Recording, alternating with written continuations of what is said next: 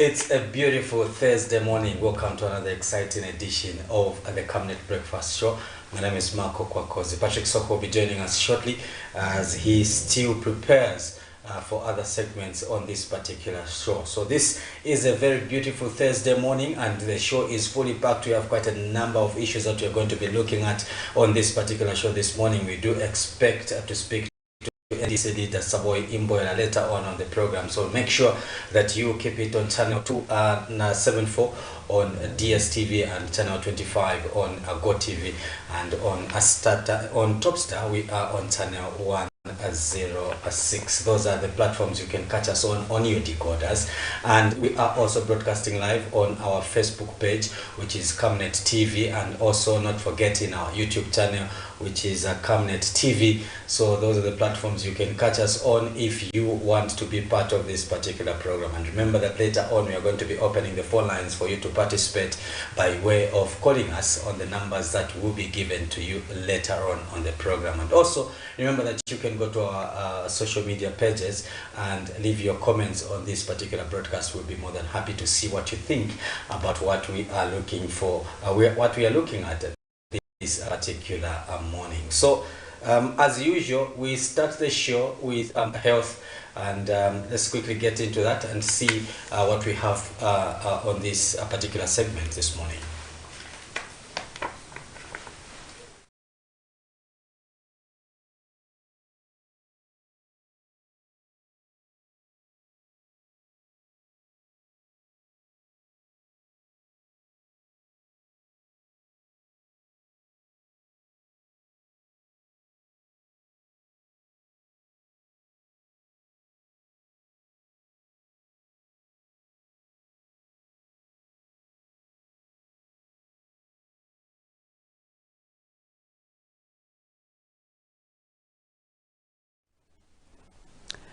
Hi, I'm glad that you could join us today on the breakfast show on the Health Corner, as we are talking about asthma.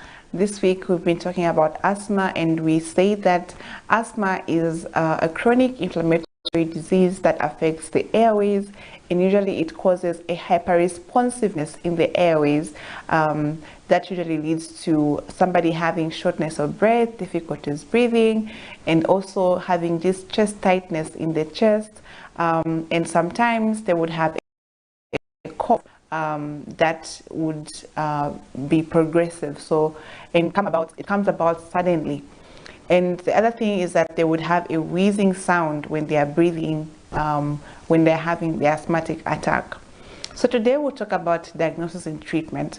Usually in the hospital, asthma is diagnosed clinically. By that, we mean that just by hearing from the patient how the symptoms began, and also listening to the chest of the patient, we'll be able to assess to say somebody is in an asthmatic attack. And this is followed by treatment, very aggressive treatment, to try and relieve the patient from the asthmatic attack that they are in. So usually there are some medications that I use to treat the asthmatic attack in that moment, and these are medications that can be either, mostly we use inhalers, so we'll use some inhalers that the patient will be able to use in that moment and relieve the airways, so relieve the blockages in the airways and the narrowing of the airways. So we use some inhalers that contain certain medications that are used to treat the asthma. So we have certain medications such as salbutamol, which usually is prescribed in the hospital, and this is a common medication for asthmatic patients who need to be put on this inhaler so that they can be able to relieve their symptoms as quickly as possible. So patients who have asthma will need to go home when they're out of the asthmatic attack. Then they can be sent home on the inhaler. So the inhaler can be used at any point when they're having the asthmatic attack. Other times there are patients who have very severe asthma, and in these patients they would probably need certain other medications such as steroids that would help to relieve them from the symptoms that they are feeling.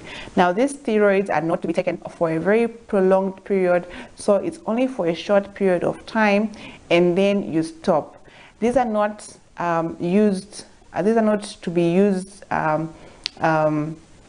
for a very long time because they have very bad side effects. They have side effects that are not good for the body, and so we try to minimize the use of these steroids. But if it's a patient who has asthma and they need to be we need to prevent them from having these asthmatic attacks very often, then we'll put them on some steroids as well. So those are some of the medications that are used to treat asthma. There are other medications as well that are not so common in our country or in our setting, but they can also be found in certain pharmacies and certain hospitals as well. So if you have any other questions, if you need to know more about asthma, you can reach out to me on Facebook at Dr. Nakoyanamfire. And if you want to watch any of the other videos, you can watch them on YouTube at Dr. Nakoyanamfire. Make sure you watch tomorrow again, as we'll be talking about how you can prevent yourself from getting an asthmatic attack, and also invite your friends and your family as well. I'll see you again tomorrow. Stay blessed and stay healthy.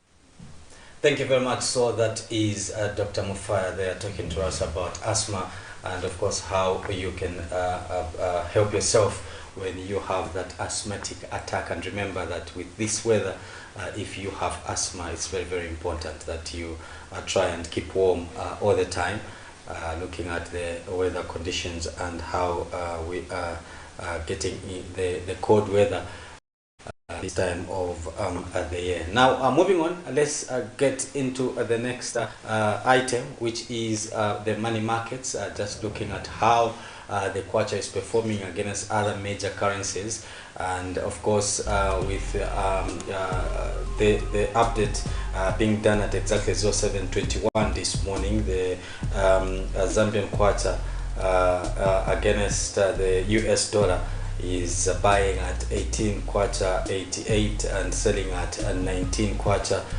25. Against the euro, the kwacha is buying at 20.47 and selling at 20.87.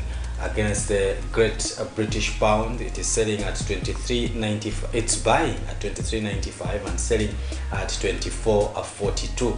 And against the South African Rand, the kwacha is buying at 1 kwacha 3 ngwe and selling at 1 kwacha 0.5. Now remember that these rates may change bureau to bureau, and these rates were updated at exactly 07:21 this particular morning.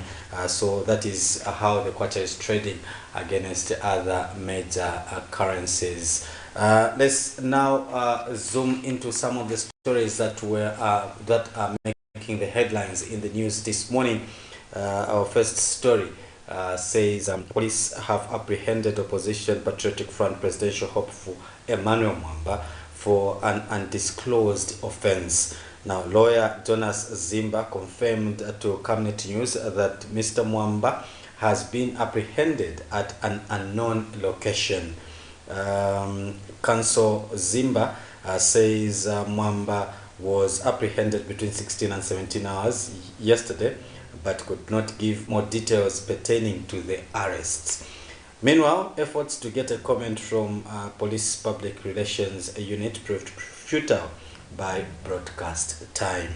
Mr. Mwamba has been vocal on governance issues in a quest to provide checks and balances to the governing United Party for National Development administration. That is a story that happened late yesterday in the evenings, as we did see opposition Patriotic Front presidential hopeful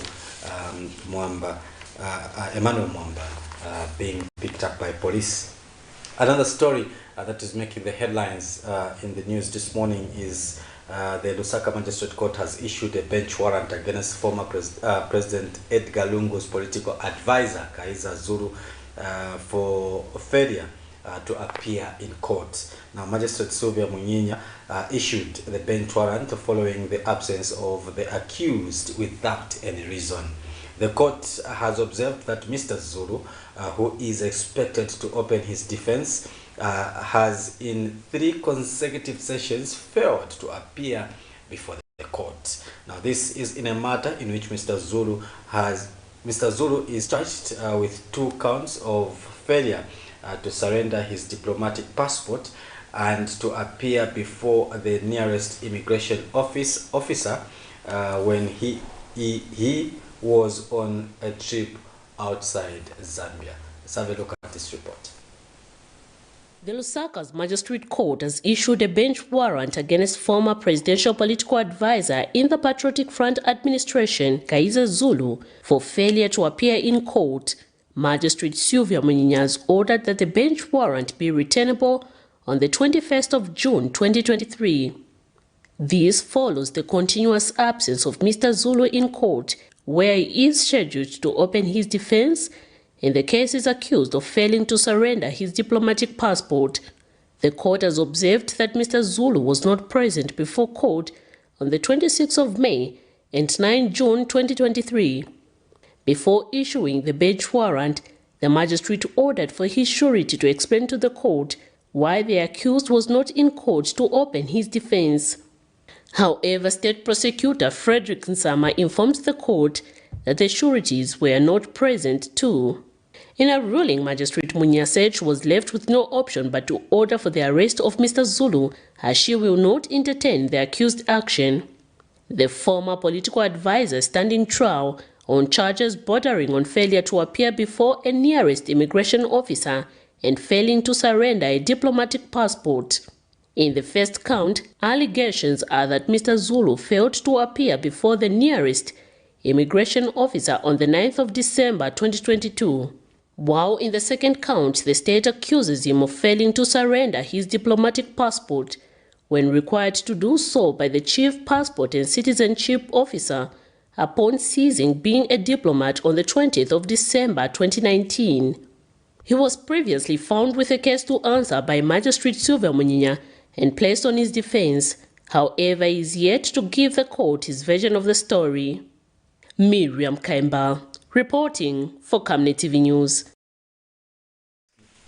That is a story there coming in from the courts. And moving on, the National Water Supply and Sanitation Council, NWASCO, has cautioned members of the general public against vandalizing water installations.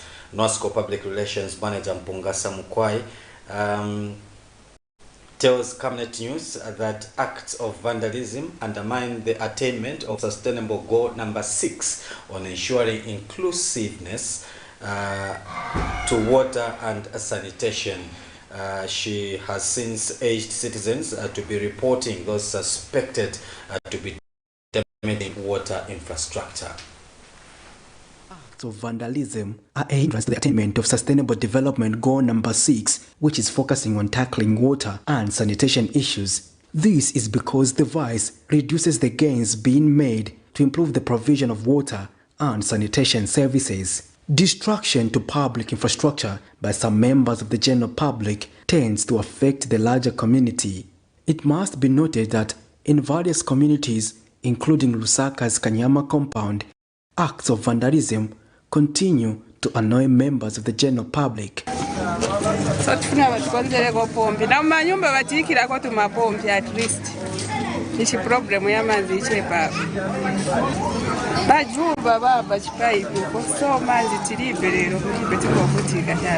Just like other utilities, The Lusaka Water and Sanitation Company has been a victim and continues to make relentless calls to members of the general public to protect water infrastructure. And the 2022 National Water Supply and Sanitation Council, NWASCO Urban and Peri-Urban Water Supply and Sanitation Sector Report demonstrates that vandalism is still among challenges affecting utilities. We spoke to the Zambia Water Forum and Exhibition Chairperson, Professor Emasi Kunyambe, who stated that vandalism undermines the provision of water and sanitation services in the country. As South Africa, we take pride in making sure that all our water infrastructure and system are well maintained. But going forward, the important part is to have a change of mindset by our communities, by our individuals and citizens. Mpunga Semukwai is National Water Supply and Sanitation Council Public Relations Manager. As NWASCO as a regulator, we are now pushing towards Vision 2030 and Sustainable Development Goal number 6 on the need to accelerate access to clean and safe drinking water for all as a country. You know that we've previously focused on the urban, peri-urban, but now we are reaching the rural parts of the country. So we'd like to appeal to consumers everywhere, not just in Lusaka, all parts of the country, to guard water and sanitation infrastructure jealously. Because like we've mentioned, it's not just a cliche, water is life, and we all must play a part to ensure that the water and sanitation infrastructure is guarded jealously. Patrick Soko, Camnet News. Thank you very much. So that is what is happening as regards the water infrastructure in our communities and how we should learn to take care of our water infrastructure in the communities, and why most water utilities are complaining about water utilities, water infrastructure in the communities, and how we should learn to take care of that particular infrastructure. Yeah, we seem to have a lot of feedback. I think, let's see, we just take a quick break, then we'll be back.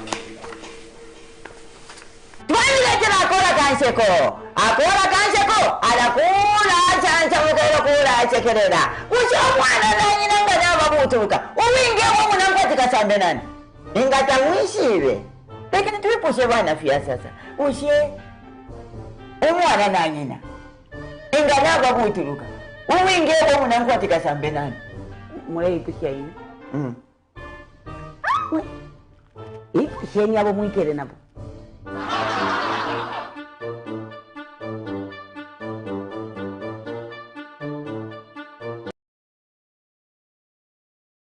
It's time! Camnet TV brings to you an exciting kid show called My Creation.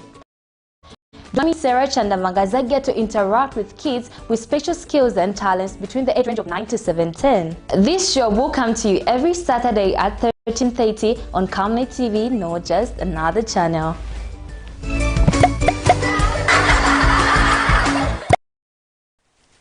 Thank you very much. So sincere apologies for that terrible feedback that we had earlier on, but we're happy that we're back and everything is back to normal.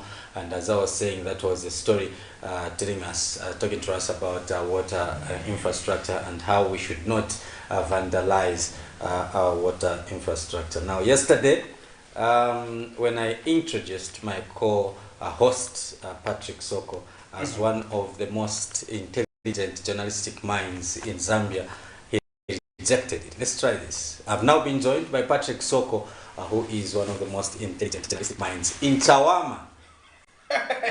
That one going right. Yeah. Patrick, I think you like fighting. no, but I mean, since you rejected Zambia, what else? Okay, then I agree. With charm. I agree. Yes, I agree with charm. I agree with charm because now, because most of other journalists that I know also come from Chawama. Now to be among those, I'm very happy. Yeah, interesting. It is always a pleasure to be with you on the Camnet Breakfast Show. Sure. You did look out the Health Corner, also the Money Market, and our viewers, I hope now they are preview to how our kwacha is performing. Sure. Now, you also looked at other stories, and the story you just looked at was pertaining to vandalism. And true to what that story is about is that vandalism truly has been one of the major issues affecting the country in many instances, not just in terms of water installations, Cozy. Even when it comes to other infrastructure, like for example, the infrastructure belonging to ZESCO has also been prone to vandalism. People would vandalize the transformers, people would steal the cables, you know, and subject the entire community into darkness without regard, remorse. So, and we see that vandalism continues to be a problem that we need to continue to address as a country. It takes everyone in the community to be able to address this vice, because it tends to derail development. Like in that story pertaining to the water restoration, Zambia has targeted to achieve sustainable development goal number 6, which seeks to ensure inclusive access to water and sanitation provision to all. Now, if at all we provide this water kiosk for the community in a quest to make sure that this community is catered for in terms of water, the next thing you steal water pipes. What happens? It means that instead of government spending to the next community, they will go back to to the same community and be able to repair that infrastructure, as opposed to servicing another community. So that tends to derail the progress we need to make in terms of ensuring that everyone has access to water. You know, water is life, but sometimes because it comes cheap compared to when we are paying for TV subscription, we think it is not important, because if we spend more as to just watch TV, for instance, than we spend buying water or paying for water services on a monthly basis. Hence, we do not appreciate, we may not understand the extent of this value. But when you go to rural areas, you do understand that while in Lusaka, we are managing to feed the glass this water, others are sharing the same water with animals. And they have to walk distance to just access. Yeah. So when we start thinking in that sense, we'll start taking responsibility over these public infrastructure, like power infrastructure, water infrastructure. These are internet infrastructure. These are critical infrastructure that you do not need. Street lights. They give you street lights to ensure that you have security, but you go and steal the panels, the solar panels. How do you expect development to take place? And when you are watching on social media, you see other countries developed. It takes a collective effort. It's not that they just arrived at that development. So I think that's we need to pay attention to that. We also have other stories, Cozy. We also look at a story pertaining to a defilement. It's a story where a 15-year-old grade 9 pupil of Lusaka's Kanyama compound has been defiled and impregnated by her boyfriend, who is in his 20s. The victim, who is 5 months pregnant, has narrated to Camnet News that the boyfriend, whom she identified as William, manipulated her into dating him on the pretext that he was going to buy her a brand new smartphone. So let's get to listen to that story. We'll be back on the other side. In trying to acquaint herself in the digital world, this 15-year-old girl of Lusaka's Kanyama compound has been defiled and impregnated by a boyfriend who is said to be in his 20s. Narrating a predicament, Messi Tembo, not a real name, alleges that her boyfriend, whom she identified as William, convinced her into dating him on pretext that he was going to buy her a brand new smartphone.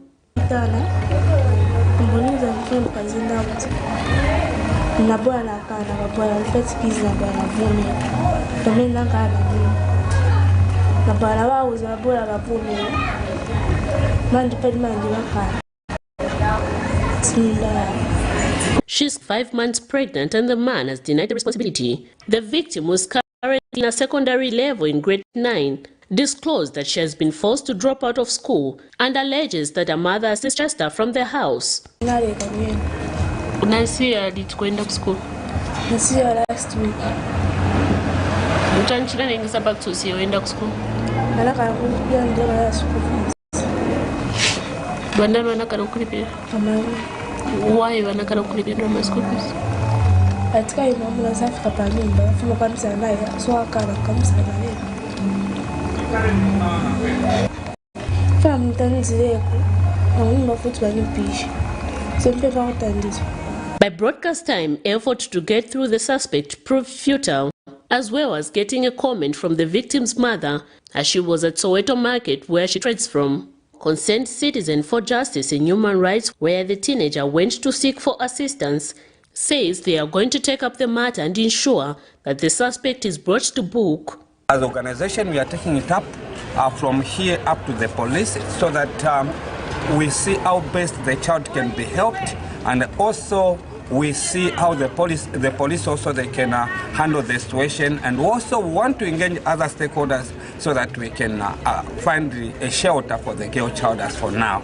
So that is the steps that we are taking as an organization. Meanwhile, advocates for child justice has reminded parents whose children have been victims of abuse to play their part and ensure their safety. Law is there for us to implement. The law enforcement agencies must, step in and make sure that the law that we recently enacted as a country should come to, to rescue children. It is meant to strengthen, child protection in Zambia, and that it means that we are, as a country, we need to make sure that it is actually enforced.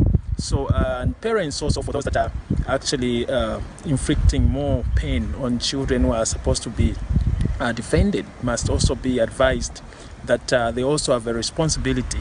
The law also gives a mandate or gives, responsibility to parents. And those are responsibilities of the parents, and that they make sure that children that are victims of child defilement are protected, and not for parents also to inflict pain by chasing children. Cases of defilement and child abuse have increased in Zambia.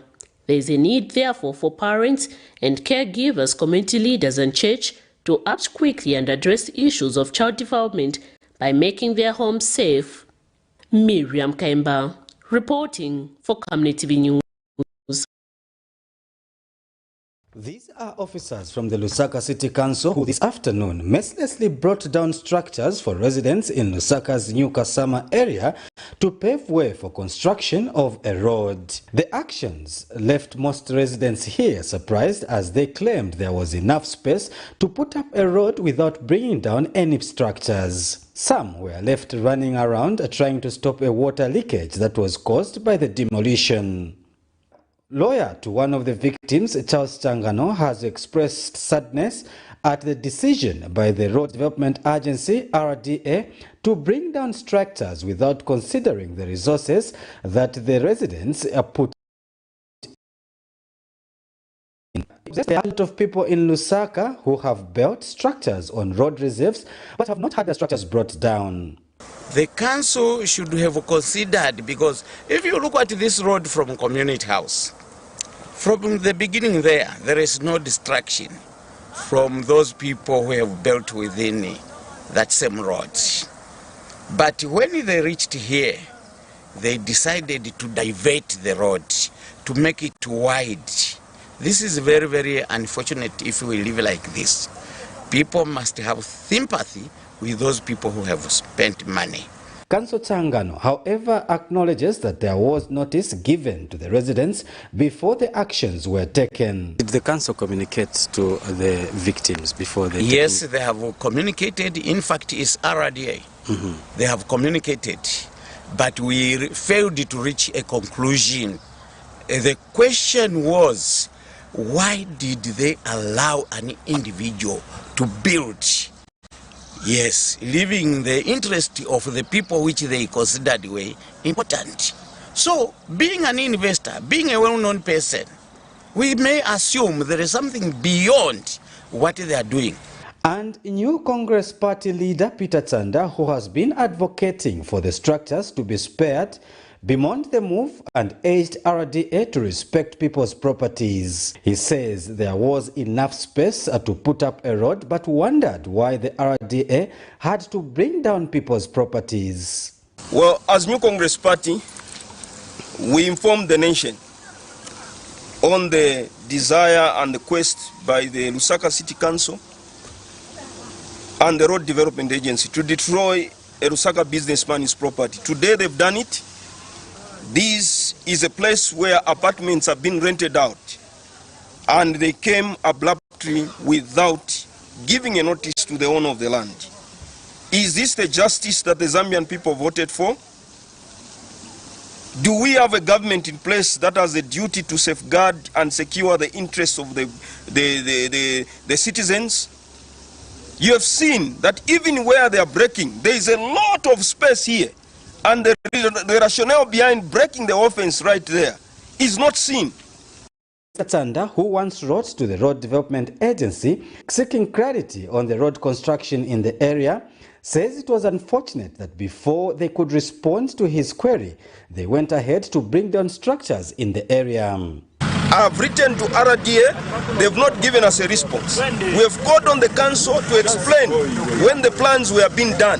There has been no explanation from the council up to date. Is this the justice that we are talking about? We believe when political leaders are ushered into office, like the Zambian people voted for the New Dawn administration, the duty was to dispense justice. Now, is this justice when injustice is being done? Is being done when injustice is being done to an innocent businessman? Reporting for Camnet News, my name is Marco Kwakozi in Lusaka. Welcome back. You are watching the Camnet Breakfast Show, Thursday edition, governance, policy and politics. And we were looking at some of the stories that were making the headlines in the Camnet main news. And that's a story pertaining to New Kasama, where road construction works there have also led to an issue of demolition of private property. And we saw that opposition leader, Mr. Peter Chanda, expressing concern, and the lawyers to the victims highlighting their concerns as well. In case you want to join the conversation and give us your perspective on the stories we are zooming in, you can do so on our Facebook page by leaving us that text message. Even on our YouTube channel, we are streaming live this program. But now in studio, I've been joined by our guest of the day. She is the National Democratic Congress President, Madam Savoy Imbwela, who's going to help us discuss the topic of discussion, which is governance and the rule of law. Welcome to the program, Madam. Thank you. Thank you so much. Great to be here. Thank you. And to just get started, first of all, we are going to look at quite a number of issues pertaining to governance as well as the application of the rule of law.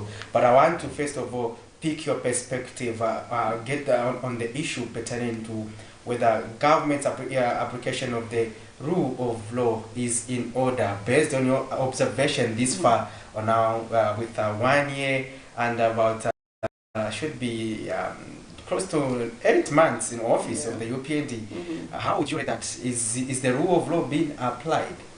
No, it's certainly not, and which is so shocking and very, very worrying. You know, Zambia, we've come from very far as a country, if I should use that word.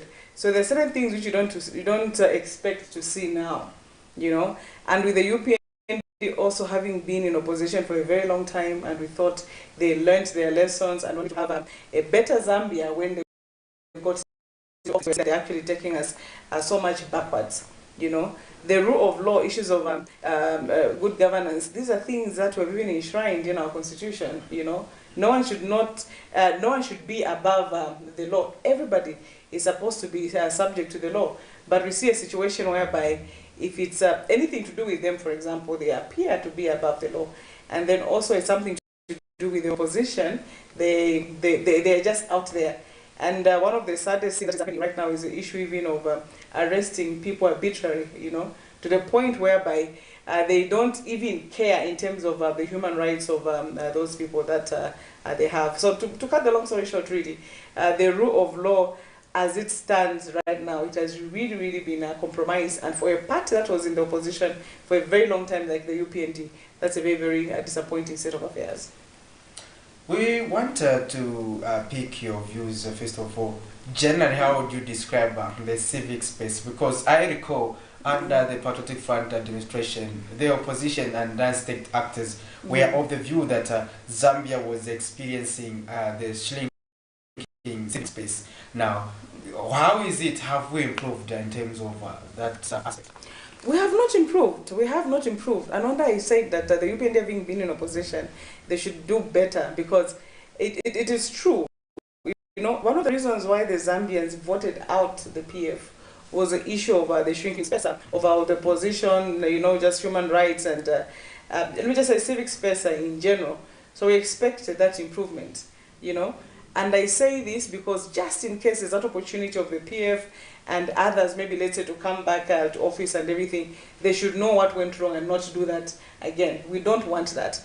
Every time there's a change of government, you know, be it people coming together, you know, and forming a coalition government or whatever it is, we should always aspire to have a better Zambia than what we found, you know. So under the PF, they made a number of mistakes. You know, they had their achievements, but they had a number of mistakes which they made. And amongst those mistakes which they made was that the shrinking of the civic space. And for the UPND, instead of improving it, they have actually worsened it. You know, to the point whereby I've heard some people even saying, it's better. We even go back, you know, to where we were. You know, the level where Zambia is at the moment, they should always aspire to say, okay, after this party, let's even go for this party, let's even go for that party. But I've actually heard so many people say, you know what, we are better off with the PF, because they have seen that what they are having right now, you know, they were better. So they had to move from the hot pan into the fire. That's exactly what has happened. My follow-up to that would would that be desirable going back to the PF, considering that we saw, or you opposition political parties, even failing to undertake political party activities, mobilization activities, even let's say even the way the issues pertaining to cadarisms were under the PF. Would someone be in a position to think that was better compared to now? Yeah, certainly, certainly. And also, when I talk about people saying the PF is better, that's, by the way, not my opinion, because I'm a member of the NDC, and it would be desirable for me, for the people out there, to look at NDC as the next alternative. I get the point. And when I'm saying that, people should always look at something new for them to have something better, so to speak. But it's the people out there, the sentiments that we're hearing from people out there, to say, you know what, where we are right now, we were better off even with this. There is some audios that have leaked even just as of today of the UPND members themselves, you know, whereby they're saying, no, in the opposition, at least we used to eat. And these are the sentiments, again, that we get so many times. People are saying, with the PF, at least we would eat 3 times a day. But these days, just having a meal is a problem, you know. And whether you like it or not, Patrick, the truth of the matter is this: Zambia has reached a level whereby no one can form government alone, okay? As opposition political parties, even the ruling party, you have to know that for you to form government, you need strategic alliances, you know. We have reached that level where, you know, you've seen the Grand Coalition in Germany. In Germany, that's the level that we have seen it in Kenya as well. We've seen it in Malawi. Well, even Zambia, for the PF of 2011, we saw that they had to work with what, rather in 2015 and 16, they had to work with the MMD, for example. And the UPND itself, no wonder in government right now we do have what is called the UPND Alliance. They realize that. So now that has been traced. Really exists. For the UPND, fine, it's a fake alliance, but they knew that they had to portray themselves to say this is how we are. And also, you also need to realize that there was a real alliance before that, whereby the NDC was part of them. So even when we left, they had to more or less like maintain something, a semblance of an alliance, you know. So we have reached a point where, as Zambians, we know for a fact that you can't form government alone. So when I talk about the PF, for example, as opposition, you also start thinking to say, by 2026, who can we go with? So when you start looking at the sentiments of the people, you start thinking, is the UPND as the current government, would they be a better partner, or will these be a better partner, or without them? Because before, because of the problems that the PF had made, for example, as the opposition, sometimes we didn't think, because of the mistakes of the PF, we can have alliances away from the PF, without the PF, because of the mistakes they made. You get the point? But because of the sentiments that people are giving out there, we all know to say, the PF now, some people are even regretting having voted them out. Are you getting the point? And there are those who are saying, if they go back to the people and apologize and say, all those things that were wrong in terms of the cadarism, in terms of this, in terms of that, then definitely they can be forgiven and whatever. You know, so when we look at the strategic alliances, those are the things that we begin to look at in terms of what people are saying. And to be honest with you, today, if the UPND and the PF were to stand, just the two of them, UPND and PF, UPND would not win because of all these mistakes that they're making. Some sectors of society, however, say that currently there is no opposition in the country. What would be your thought on that particular aspect? And also, you spoke of alliances. Have you, as a party, started looking at political parties that you feel are closer to NDC's ideologies that maybe you can go with into 2026? Yes, certainly. We've been talking, yes. We've been talking. We even have WhatsApp groups as opposition political parties. And we do have meetings once in a while. You know, we do talk. I'm sure people can see even out there that we have joint press conferences. They see, for example, NDC with the CF of, you know, Bakalaba. What is this? Mr. Jackson Stilavwe, Mrs. Nisharakateka, who's this? The PF itself, a good number of people, the Socialist Party, you know, PEP, you know, Sean Tembo. Those press conferences that we normally have, it's not just a press conference that we come and we speak to people over things of common interest. We do have conversations away from the public. Mr. Winter Kawimba, you know, a good number of people. Recently also, Mr. KBF. So these are conversations whereby we talk and we say, you know what, it's not about who is going to be president. It's about saving this country, because this country needs to be saved. You know, and again, that's what the people keep telling us out there, to say, you know what, if you, the opposition, can come together, I think we'd be very, very happy, because what is going on now is not something that we have seen before. You know, I will yet again give an example of the arrest, because it's way too much. Every single day or every other day, you hear of this and that person being arrested, you know. And the way they arrest people without charging them, you know. It normally takes a good number of days, weeks, even months in the case of Honorable Mumbipiri before somebody is charged. And you can't have that, you know. And by the way, I also would like to commend the United States Embassy. I just saw it yesterday for 2022. It's very comprehensive, you know, and I'm happy that as we talk, even on platforms like these ones, our voices are not going unheard. So there are people out there that are listening, and from that human rights report, I would like to urge everybody to read it. Everything that has been happening, including these arbitrary arrests of the opposition, everything has been documented. So when we talk to say this is what is going on in the country, people may think, oh, these are politics and everything. But you have now independent people coming out and gauging the human rights record of this country. And it's a very, very sad state of affairs. And I hope by today or even yesterday, if the president read it, he's going to start doing something about it. Yes, over the weekend, we did see the UPND urging its youths, or instructing its youths to start monitoring CDF projects. What do you make of this? It's lawlessness, you know, it's lawlessness. First of all, we saw the SG, who is not a government official, but a party official, going around monitoring CDF. Now they are telling their youth to start doing that.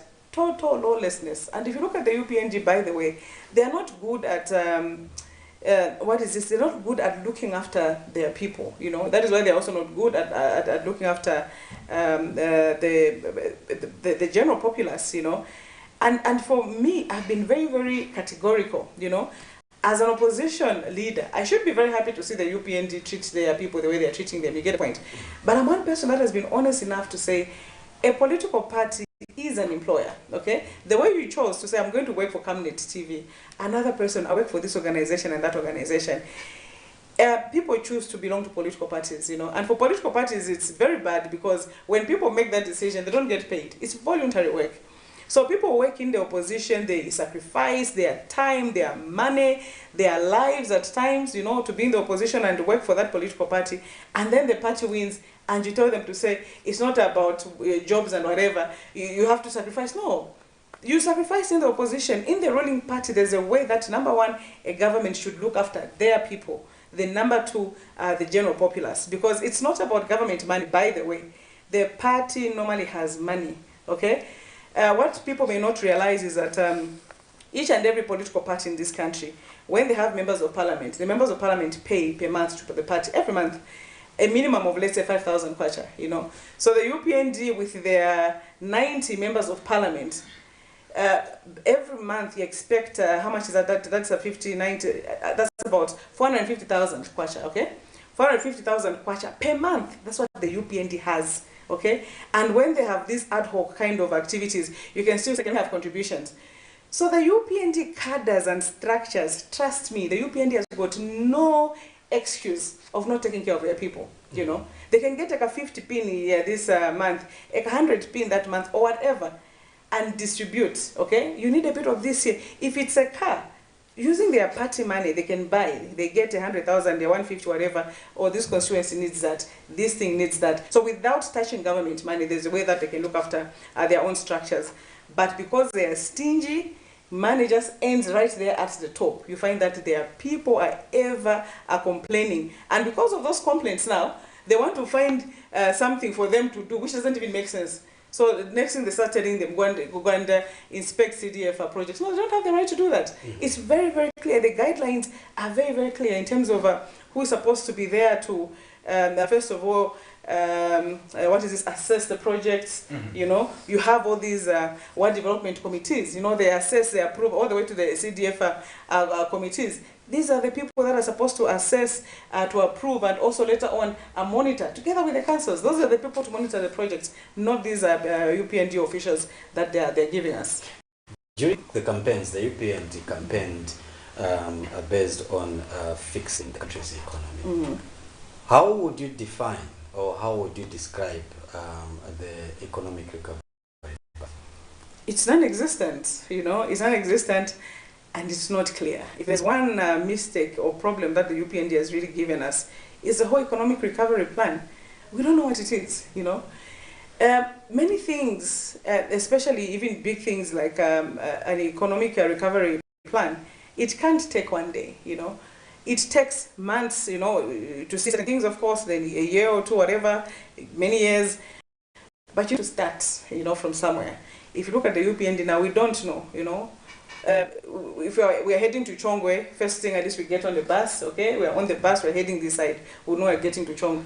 But if you're saying, okay, let's go to Chongwe, first of all, there's not even a bus in sight, you know? People are just all over. The people, you don't even know where you're going. But they would argue that they have the IMF package, and the IMF on board. Oh my goodness me, oh my goodness me. And that's the sad part. That's the only thing they have, you know?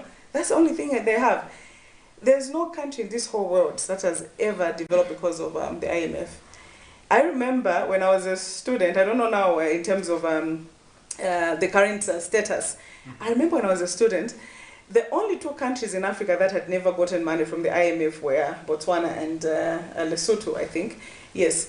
And if you looked at their economies, they're doing so much better. It was actually proved that the closer you are, I know, to the West and even getting all this IMF money, the worse you are in terms of the economy. Botswana was doing so much better, and one of the reasons why it was doing so was because it never got any money from the IMF, you know. So like I'm saying, in terms of the status now, I don't know how it is. That was like many years ago. That's maybe 2009 or so. So right now, I can't think of any country in the whole world which has developed because of that. Because if you look at even the IMF and the World Bank, they always have these conditionalities, you know, when they're giving out this money. That money is not for free. Like they said, there's no free lunch. They never give out that money for free. And when they give you that money, they give you conditionalities which actually make your situation worse, you know. The IMF packages, I remember at that time also when in 1991, just when the structure adjustment programs were being signed, I remember there were complaints from many countries to say, even in the contracts that people were signing, you'd find that this is Zambia, you're signing a contract, and somewhere in the detail is written Ghana, because they'll just uplift things from Ghana to Zambia, Zambia to Malawi, without looking at the actual conditions. So what the IMF does, they have all these conditionalities, they don't care what the country really needs. It's more like a disease. Somebody's got malaria, somebody's got COVID, somebody's got, what is this, influenza, and they're all given the same medicine. That's what the IMF does, you know. We need homegrown solutions, as in real homegrown solutions. Interesting. Now that you mentioned the aspect of homegrown solutions, if you are to be in that position as the NDC, what do you do with the economy? First and foremost, I would look at the comparative advantage that we have as a country, right? Zambia, we have a lot of land, we have a lot of water, we have a lot of minerals, okay? So meaning that we're going to prioritize, number one, agriculture, number two, our minerals. Everywhere you step in the country right now, there's gold, there's sugilite, there's diamond, there's lithium, you know, all these minerals that we have.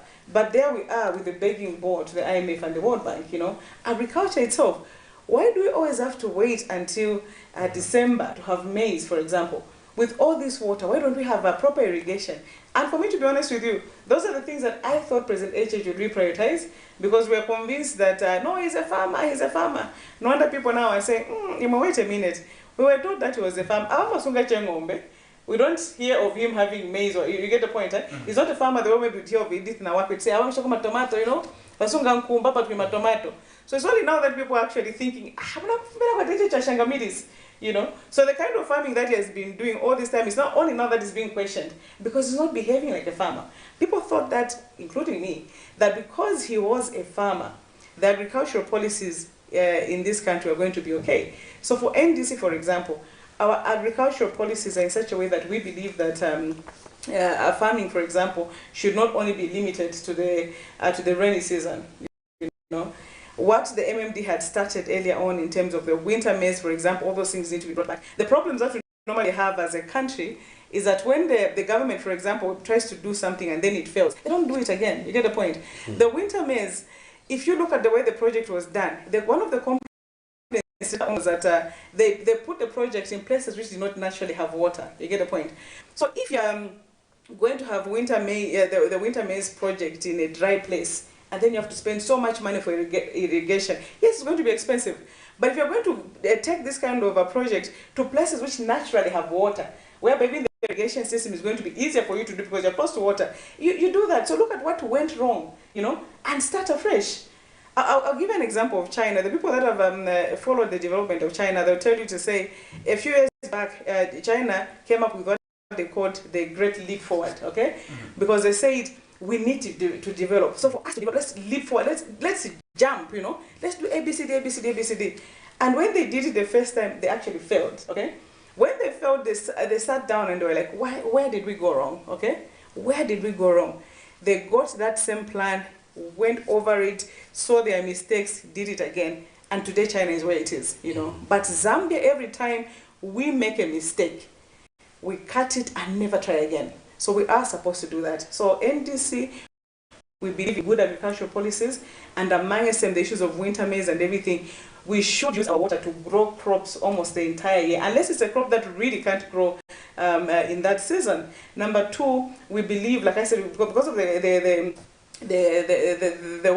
comparative advantage, that theory that we believe in, we believe that the issues of minerals, for example, should be prioritized. This thing of always going to the IMF, to the international community, to go and beg when we have our own resources here, it just does not make sense at all. The BNNB by the JCTR for the month of May indicated a reduction in the cost of living by 35 kwacha. What should government do to further reduce the cost of living in the country? Okay. I don't think they even know what to do, to be honest with you. I don't think, number one, the government, I don't think they even know what to do. But for me, if I was to be them and look at strategically reducing the cost of living, I would prioritize agriculture as number one. You can't you can't even be respected if you're not food secure. You know, food security is the number one thing that any household and any nation should number one look at. So what the government needs to do is to empower the what is this what's the word, subsistence farmers, okay?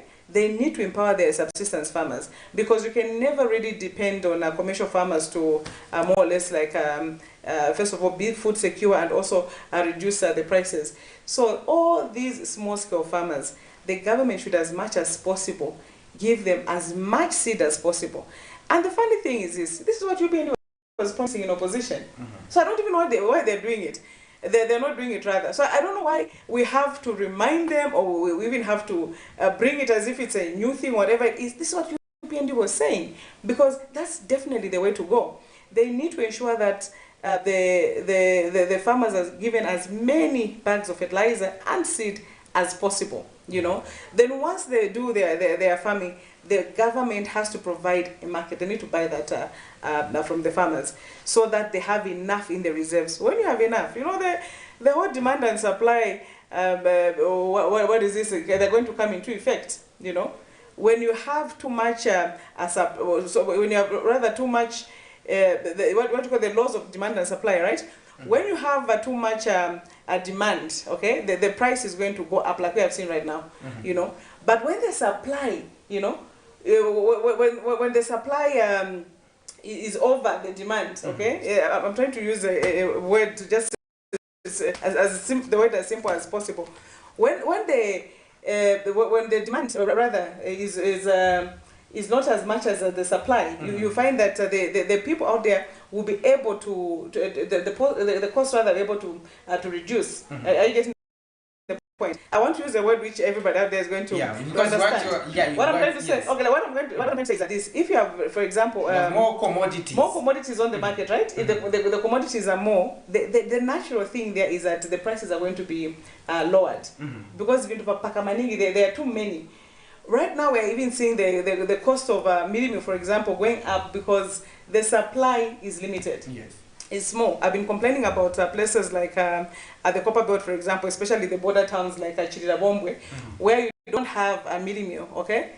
So there, the prices have gone up. In Lusaka here, you can even complain about 220 in terms of what? In terms of millimil. When you go to Chirirabombwe, a bag of millimil is about 350 kwacha. Okay, it's about 350 kwacha, and you don't even find it in shops. And people are complaining to say, what is this? They're complaining to say, where is the millimil? And then the government also is saying there's too much. What is this? There's too much smuggling. The people they're smuggling a lot. Yes. So that's why you don't have millimil there. But even before, Zambia has always been that country that has supplied millimil maize to Congo, okay? So what is the problem now? The problem now is the supply. The supply has reduced. So if we're going to, as NDC, what we believe is that if we're going to reduce the prices, the supply has to be more than the demand. You know, it has to beat, it has to beat, the supply has to beat the demand.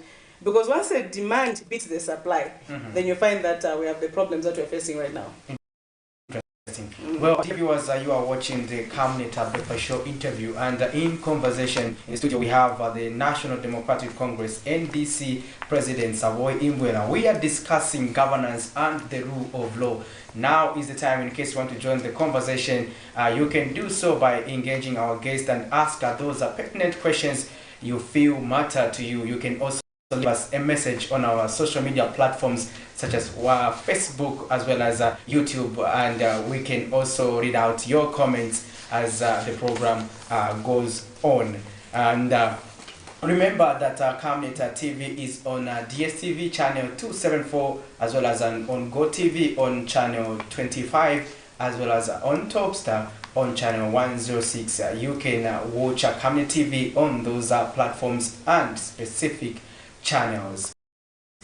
And now going ahead with our program this morning, we also wanted to find out, because we were talking about issues pertaining to political alliance. Now, you did hint a little bit when you talked about the PF. Now, there has been concern that there has been too much recycled politicians. Like, for example, the entire NDC, if they want to import the PF into their systems or partner in terms of alliance, people are doubtful to say what tangible thing is going to come out of that, because these are the same politicians who were given a mandate to govern the country. But what did they do apart from, for example, if we look at the various reports pertaining to the post-2021 general election, there was issues pertaining to lawlessness.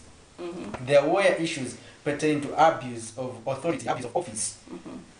There was reports pertaining to political violence, and you were a victim of political violence as a political party, having been in the opposition, also having worked with the UPND, Madam Zabwimbe. Now, people would ask the question to say, now, if we are going to have the same politicians, how do we expect different results? Because you did hint on the need to have an opposition alliance, and also added to it the patriotic front. First and foremost, as NDC, we always tell people to join politics. You know, people like to say that no, politics are dirty. We can't do this, we can't do that, and we don't love politics. You may not love politics, but politics love you. You know, and if you don't want to join politics, where are you going to find those new people to be in politics? You know, so for me, it's a challenge to the people out there. But if you think that, but it's true that politics sometimes could be regarded as dirty. You just how you feel that people are being arbitrarily arrested. But before you get to that, we do have a caller on the line. Let's see if we can get this call. Hello, good morning. Yes, good morning. Your name and where you are calling us from? I'm calling from Lusaka. And your name is? My name is Scott. Please go ahead, sir. Yes. CRT has talked a lot of things. And we thought we would have missed some of the points. But however, she says that the government is arresting people every day.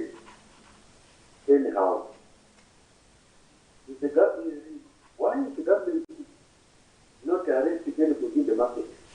Or just go in the farm, you arrest this one. You find someone in the market, you arrest. But we have a certain way of instructing people to look at there. Those are the people who have to find out. The government does not just pick anybody from anywhere. So, you're talking about eating 3 times a day. Me, I'm a farmer. I don't eat 3 times a day. What type of family is that? Where you wake up eating, is after you are eating? That's not true. True. She's talking about that the arrangement of the whole system is wrong. No, we don't politicize like that.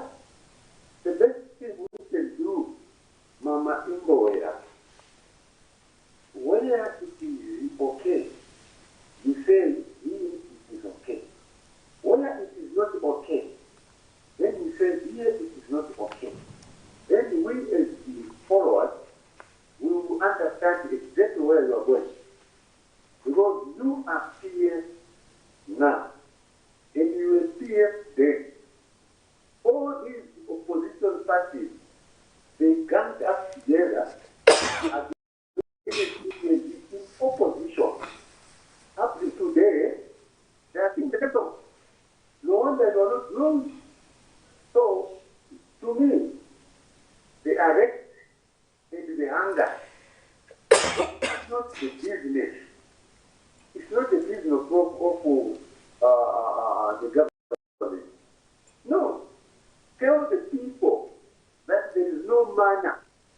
It's only Israel who has manner.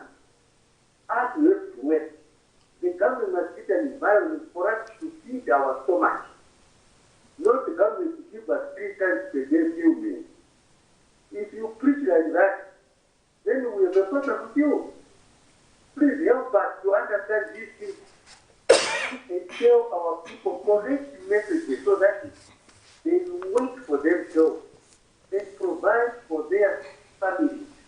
Not the government to be receiving manna from heaven, giving people every day. Look what how the town is today. It is all better. It's today, to Bua, there is smoke all over the town. But when the government says, let us do business decently, you rise against the government. No, it's getting your people. They voted for you 2026. We can't run government in 2026. Let's just be real when we are talking about the governance of the country. You don't do anything, Mama. Thank you very much for that. We do appreciate it. And also, if you want, you have a question or you want to make a contribution, you can call on the lines that are on your screens right now. Just a quick recap of what he has said. He says, arrest. Why not anybody else in the streets? Why just politicians? And you don't expect to have 3 meals in a day. He is a farmer himself and he doesn't have 3 meals in a day. And then give credit where it's due. Be real as you criticize issues to do with government. You know, it's so funny that you can talk about being real and it's not being real. You get the point. Number one, even under the PF, when people are having the so-called 3 meals a day, as they say themselves, it was not the government giving the money. They were saying they were able to work, okay? And the people saying this, like I said, even the leaked audios, the recent ones, it's a UPND cadres themselves saying that, to say businesses, we're doing businesses that were flourishing, what is happening now? You know, it's better that we even go back to the position. That's what their own members are saying. You get the point. So people work, and when they work, they have whatever it is that they need to buy, their basic needs and their food. If he decides not to have 3 meals a day, that's his decision. Are you getting the point? The people that will actually eat 5 times a day, and especially those that want to lose weight, because you are told that you have to eat small meals, you know, at regular intervals. So you find that some people, for them to lose weight, they have to eat even 5 times a day. So it's his decision, you know, to say, okay, maybe I want to lose weight in a certain way, I'll have 2 meals a day or once a day. That's his decision.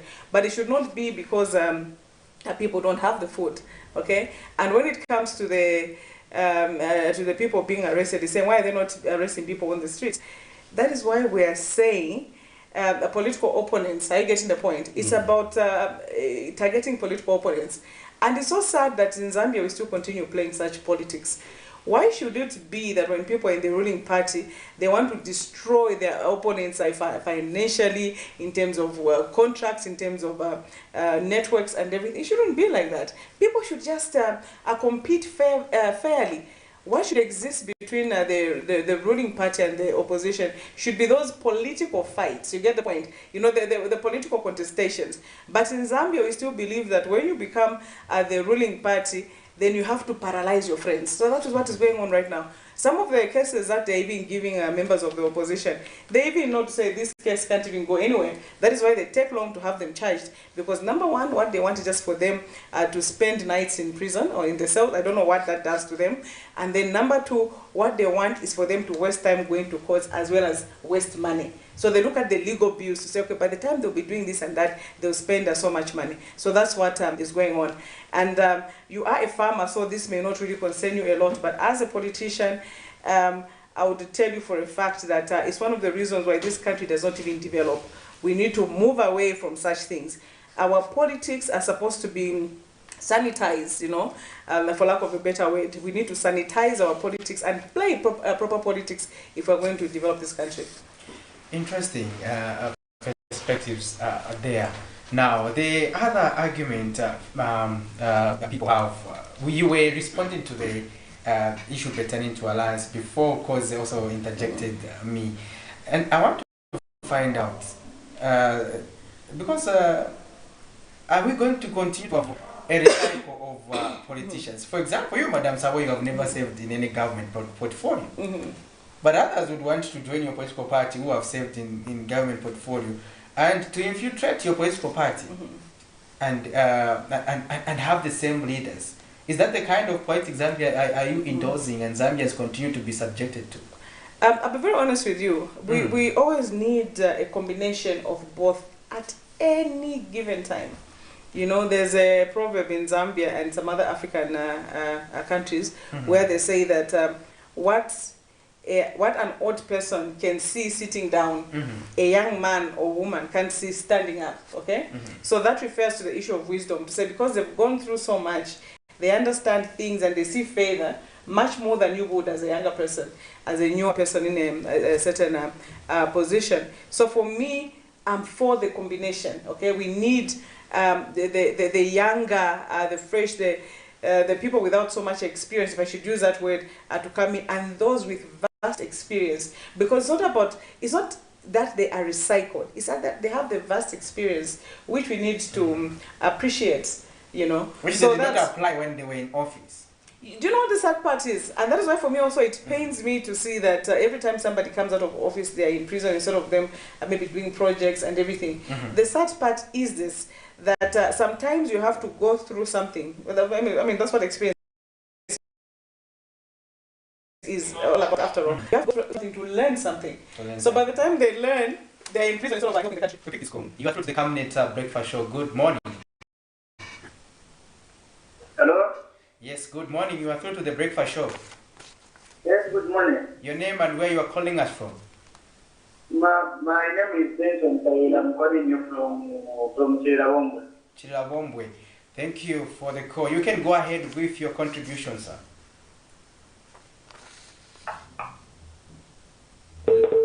I think we lost him as we were about to. So no, you can keep trying and keep trying to get in touch with us on the number that is on your screen, and we will let you through the studio and interact with our guest this morning.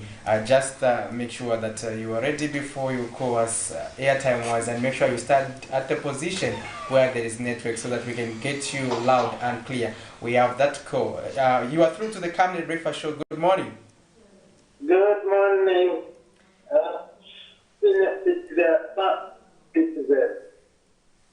Okay. Yes, can I go ahead? Please go ahead, sir. Go ahead, sir. Thank you very much. I want to contribute to the madam there. The problem with the politicians in Zambia, they say Zambians, they want to go back to PF. Which Zambians? Who told you that Zambians? They want to go back to PF. That's you as individual.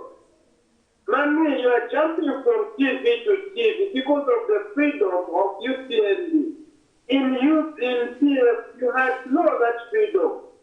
Cadres would have been come and attack you right now. That's not but true. you're enjoying the freedom that you can't appreciate. That's not true. PF found the bag of menu from MMT. It was 35 water in MMT. It was 35. Now the PF have left the bag of menu. 150. Which is 3 meals are you talking about? Does it mean PF people are not suffering? Tell the truth, Ugandans are mature about it. Thank you very much. Thank you very much for coming through. You can also call us on the numbers that are on your screens if you have any questions and contributions. And also you can go to our Facebook page, which is Camnet TV, and leave your contributions there. We'll be more than happy to have a look at what you think as regards the topic of discussion. We have NDC President Saboy Imboela in the studios with us, and we are discussing issues to do with governance and the rule of law. You have to respond to that call. I want to respond to him because you know what you're saying is actually very, very shocking, and something which I encounter a lot of times from the UPND cadres. They really believe that UPND and President HH brought the so-called freedom. I don't know which country they were living in where there was no freedom. I get to the point. I don't know. When I was in the UPND myself, as part of the media team, for example, I used to be sent on TV and radio to go speak for the party. I think some of them may not remember this. There will be shows whereby the vice president, Mr. GBM, is supposed to be on TV and he can't appear. And the media director, Ruth Dante, who's still the media director for the UPND up to now, she would call me, so why the vice president can't go on TV and represent us? And I would go there and I would represent the UPND. I get to the point. After I left the UPND, I became NDC. I was a spokesperson with NDC. I was on TV and radio every other day. No one ever attacked me. I get to the point. No one ever attacked me. up to now. So this thing of saying we brought freedom, we brought freedom, we did whatever, to me that's just cadre talk, you know, because that freedom, that whatever that you keep talking about, some of us have always had it. And for me also, because I'm a person that believes in freedoms, I'm a human rights activist, I believe that first and foremost, my freedoms are given to me by our Constitution, Part 3 of the Constitution, which is the most important part of the Constitution, which guarantees us our human rights as citizens. And because of that, I have always made sure that I utilize my rights. So my rights are not given to me by any government, you know, be it the PF, be it the UPND, by whoever, but by the Constitution. And I'll be very honest with you, by the way, if it was up to the UPND to give us rights, they wouldn't give us. Are you getting the point? The UPND are so intolerant, you know, the UPND are so bitter, the UPND have all these things against opposition. If it were up to them to give us these rights, they wouldn't give us. But these rights are given to us by our Constitution. So these cadres who like to say whatever, it's not true. If anything, right now, for me, I'm a person that doesn't not even feel safe anymore in my country because, number one, there's so much cyberbullying, for example. You get the point. In the PF, I've been giving this example to say, in the PF, you didn't have to go to spaces where the cadres are. Most times as politicians, they'll not follow us where they are. If you look at this violence, one, it would happen during by-elections, for example, okay? Then number two, when you go to the places where they are, like the markets, the markets and the bus stations, those are places which most of us, you'd never find me there, because I don't get on public buses, I don't do whatever, so you won't find me in those places. But right now you find that the UPND cadres are online.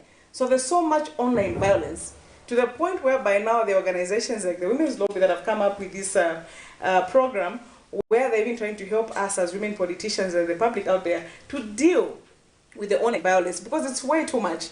Even right now, just to do a small research, even just after the program, you should read the kind of comments they're going to put both on your page and my page.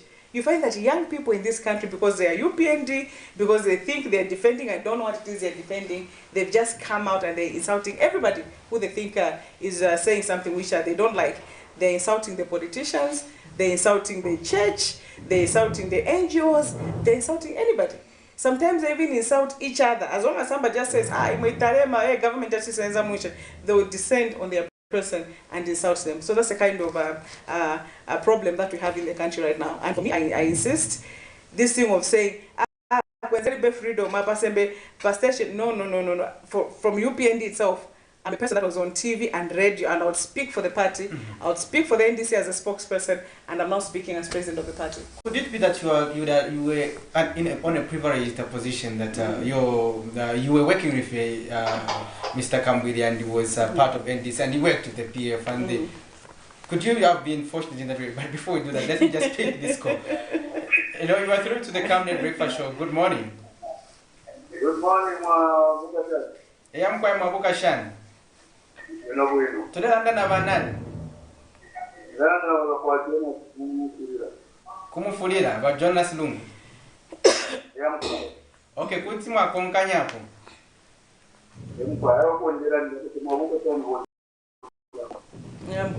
Mkwaye Mabuka Shan.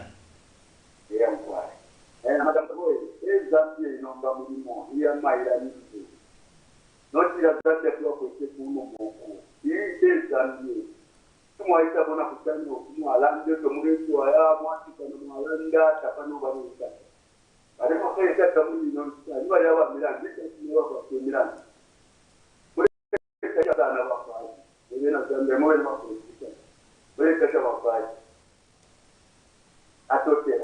atotera Jonas, that's in Florida there. The copper is highly glued. Sorry, you can go ahead. I think that you are at two different. You are in two different places with Jonas. Because Jonas is saying, "Yes, Zambia." You have the freedom. You are now even on TV speaking to everybody. What do you make of that statement? That's what I'm saying. The UPND cadres, for me, they really shocked me with this. And you know, the sad part is that they believe it, actually. They believe it. And most of these people, there are people that have never come on TV, for example, to speak. So they don't know the freedom that somebody has to come on TV to speak. You get the point? I've always had it. I've personally always had it. And I've told people to say I've been speaking in this country from 2004, when I was still a student at the University of Zambia, to now. I've been talking. When I joined politics, I remember when I was when I was working, I was the spokesperson for the international organization Save the Children. I was spokesperson for that organization, you know. So for me, speaking has always been something which has been a part of my job. So when I transitioned into politics, it naturally became part of the positions that I'd be given, you know. Even in the UPND, I would refuse a formal position because of certain jobs I was doing here and there. Later on, it just became apparent to say, you have no choice, you have to represent us, you know. And sometimes I'll say, but where are the MPs, where are the whatever? No, somewhere we need you to go and talk for the party. Are you getting the point? I have never ever felt scared. If anything, it's even now, because when we speak, you know, you even know to say, I may not be at home tomorrow. Are you getting the point? Under the PF, I never had that fear. To be honest with you, as a person that has that's why I'd ask you to say, were you, could it have been that you were among those fortunate, because probably the NDC was also at some point in an alliance with the PF, No. you have also worked with the UPND, and you had also worked in the NGO world, and probably people just allow you, this is Savoy and everything, and probably you would have also established a lot of friends in both political parties, and they'll just give you that privilege. Would you have been among those fortunate ones? You know, I'll say yes and no, because you reminded me of something, okay? I'll start yes by saying this, okay? Yes, when I became a spokesperson of the NDC, for example, I could be on any TV, including public media, like ZNBC, you know, the Times, they would cover me. But they would never cover our president, Dr. Kambwidi. You get the point? And so that's where the yes part is coming from. The no part is coming from when he left PF, you know that he became the #1 enemy of the PF, okay? To date, I'm sure you see that there are people that blame him for the PF losing power. Are you getting the point? Because when the UPND would say the PF are corrupt and everything, nobody listened. But when he left the UPND, the PF, and joined and formed the ADC, and he started saying, these are corrupt, you know? You remember all those press conferences. That's when people up and said, they must be corrupt. I get in the point. So if you look at state media, for example, they could never cover him. Sometimes when people come to the secretary, they cover me, and they say, come and talk to the president. You get the point. And besides what I TV. So as spokesperson, yes, because I already had that relationship with the media because of my NGO world. I was friends with almost everybody in the media. That's a fact. Are you getting the point? But the truth of the matter is this: because of that alliance that we had with the UPND and what the NDC was, we were more or less like a state enemy. Okay? So with the PF, there was no that thing to say, no. We're actually amongst the parties that the PF never ever wanted at all. You know, they never wanted us. So to say we had that freedom or whatever, no, that is not true at all. If anything, we were very much at risk. Don't you think the household would be comfortable whatever position you would have been because you were sober in your discussions or conversations back then?